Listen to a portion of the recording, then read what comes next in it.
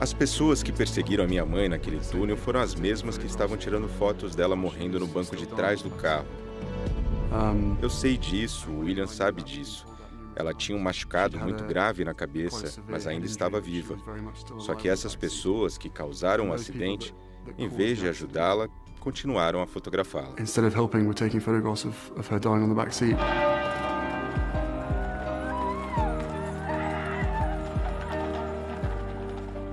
Eu queria que a minha mãe tivesse orgulho da pessoa que eu tinha me tornado. Eu não queria que ela pensasse que eu ou Harry estaríamos devastados por aquele momento. Eu queria que ela visse que todo o trabalho, todo o amor e toda a energia que ela dedicou à nossa criação não seriam desperdiçados. Não foram só os filhos, William e Harry, que sofreram com a despedida tão precoce da mãe. Há 20 anos, o mundo inteiro chorou a morte da princesa Diana. Os portões do Palácio de Buckingham, em Londres, ficaram assim cheios de flores e mensagens de carinho. Um documentário da rede britânica BBC mostra como foram os dias que se seguiram ao trágico acidente de carro que nos fez dar adeus à princesa do povo.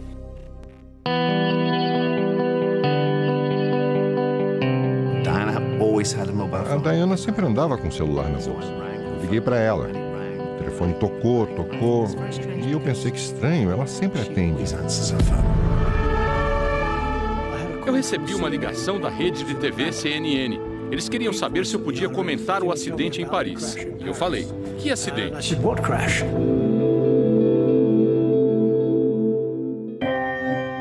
Paris. Madrugada de domingo, 31 de agosto de 1997. Pouco depois da meia-noite, a princesa Diana e o namorado Dodi Al-Fayed sofrem um acidente de carro enquanto são perseguidos por paparazzi. O motorista e Dodi morrem na hora. Diana foi levada para este hospital na capital francesa. Recebeu massagem cardíaca por 2 horas, mas os ferimentos eram graves. Às 3 da manhã, os médicos declaram que a princesa do povo estava morta. Ela tinha 36 anos. Ainda na madrugada, num castelo na Escócia, o príncipe Charles, ex-marido de Lady Di, recebeu a notícia. Ele desmoronou. Charles sabia na hora que ele e a família real seriam culpados pela morte de Diana. O casal havia se divorciado no ano anterior, depois de traições de Charles e desentendimentos entre Diana e a rainha Elizabeth. Com a separação, Lady Di perdeu o título da realeza, mas Charles sabia o quanto ela ainda era amada pelas pessoas. Ele decidiu ir até Paris buscar o corpo. Isso surpreendeu muita gente, porque eles eram divorciados. Ele não tinha direito de ir até lá. Ele era apenas o pai dos filhos dela. Os príncipes William e Harry foram avisados da morte da mãe quando o dia amanheceu, assim como a maioria dos britânicos.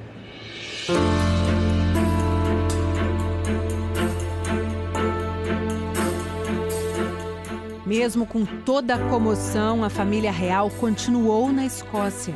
Naquela manhã, a rainha levou os netos para a missa. No castelo, a monarca ordenou que todas as TVs fossem desligadas e escondidas dos garotos. Então, com 15 e 12 anos de idade. O príncipe Harry perguntou, pai, é verdade que a mamãe morreu?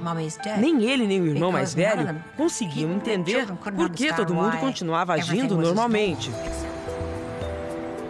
À tarde, o príncipe Charles chegou ao hospital em Paris. Ele usou o avião da monarquia para ir à França, apesar dos protestos da rainha Elizabeth, que queria que o filho pegasse um voo comercial. Lá, ele desafiou a mãe mais uma vez. Cobriu o caixão de Diana com a bandeira da família real. Ele estava devastado. Era o adeus à mulher que ele amou por tantos e tantos anos.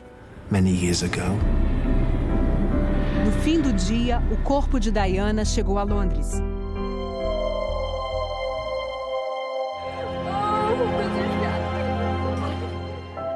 As igrejas e as praças ficaram lotadas.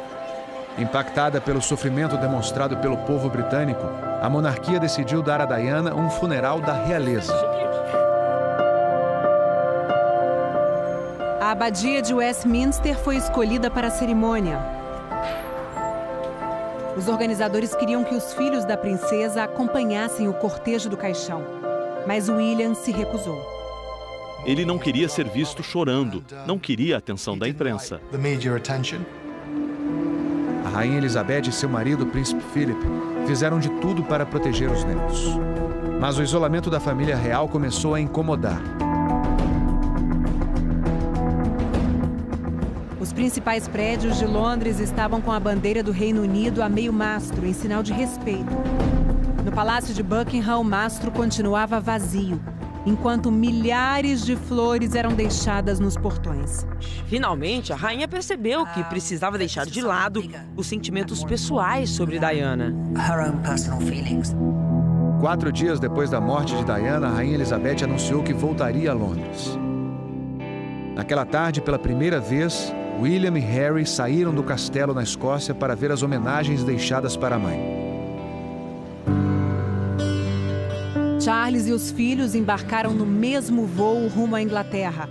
Em geral, é proibido que futuros reis viajem juntos, mas como os garotos estavam tristes, a rainha permitiu.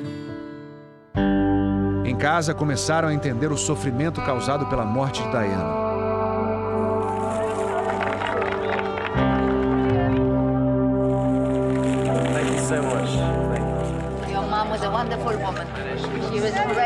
A 3 quilômetros dali, a rainha Elizabeth e o príncipe Philip tiveram uma recepção acanhada no Palácio de Buckingham. Pela primeira vez em 50 anos, a rainha fez um discurso pela televisão.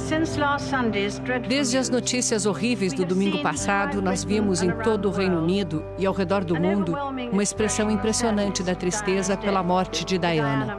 Diana era um ser humano excepcional. Eu a admirei e respeitei por sua energia e seu comprometimento com os outros, especialmente pela devoção dela aos seus 2 garotos. Depois das palavras da rainha, Londres estava pronta para o maior funeral da sua história.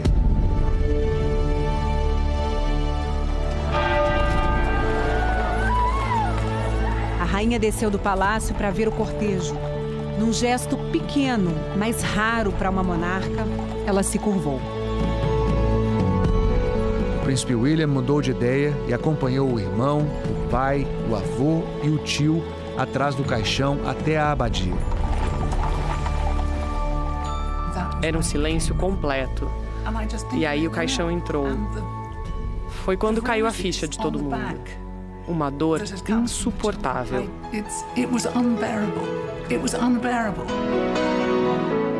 Uma dor imortalizada na voz do amigo e músico inglês Elton John.